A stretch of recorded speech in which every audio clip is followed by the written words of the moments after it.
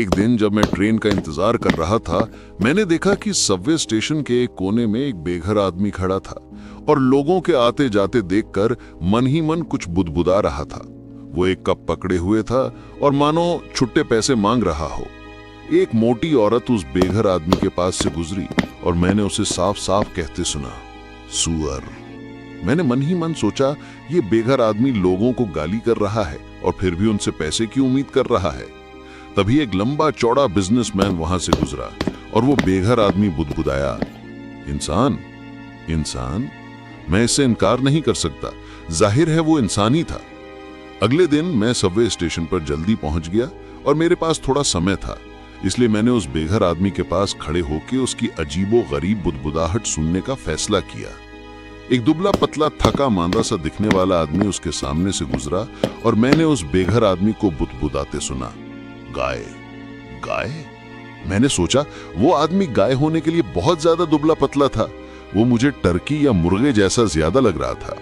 लगभग 1 मिनट बाद एक मोटा आदमी वहां से गुजरा और बेघर आदमी बोला, आलू, आलू। मुझे लगा कि वो सभी मोटे लोगों को सुअर कहता है।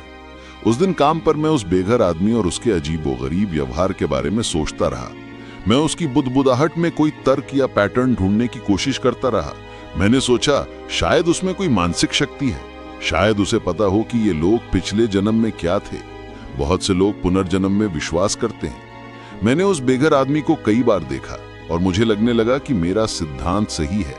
मैंने अक्सर उसे लोगों को खरगोश, प्याज, भेड़ या टमाटर जैसी चीजें कहते सुना है।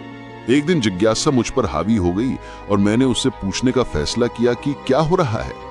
जैसे ही मैं उसके पास गया, उसने मेरी तरफ देखा और कहा, रोटी। मैंने उसके प्याले में कुछ पैसे डाले और उससे पूछा कि क्या उसमें कोई मानसिक शक्ति है।